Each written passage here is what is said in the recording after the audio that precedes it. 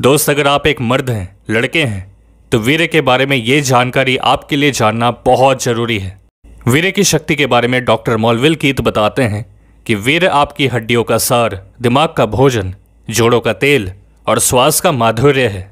यदि आप मनुष्य हैं तो उसकी एक बूंद भी नष्ट ना करें जब तक कि आप पूरे 30 वर्ष के ना हो जाएं, और तब भी केवल संतान उत्पन्न करने के लिए।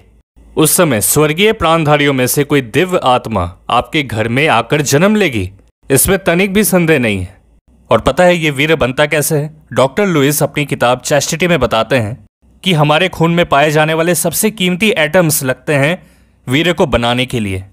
तो जब आप अपने वीर्य को बचा रहे हैं तो ये आपके दिमाग, आपके शरीर, आपके मन को स्ट्रांग बनाता है। आप बुद्धिमान होते हो, पढ़ाई में आपका मन लगता है, साहसी और वीरवान बनते हो।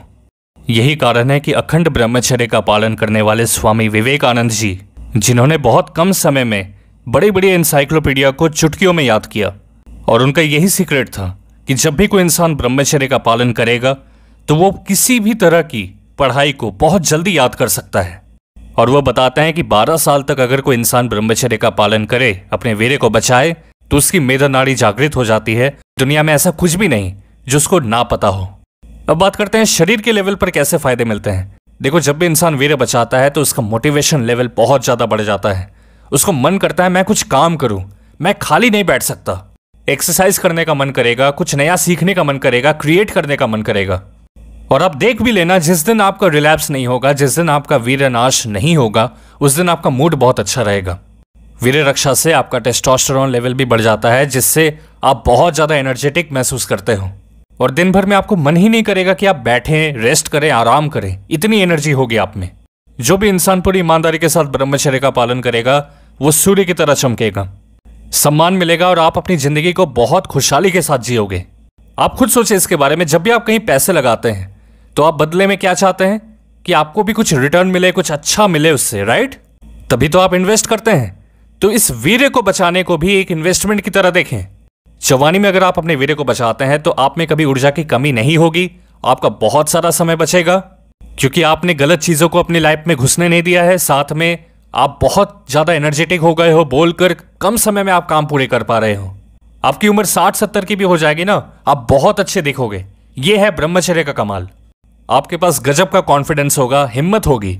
इतना कुछ आपको मिल रहा है ब्रह्मचर्य में समय देके। आप इन्वेस्ट कर रहे हो, निवेश कर रहे हो।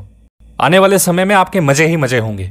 दूसरी तरफ कोई इंसान अगर वीर्य को नष्ट कर रहा है, इसी में वो इन्वेस्ट कर रहा है, तो बदले में उसे क्या मिला? 2 सेकंड का खोखला मजा और जिंदगी भर की सजा।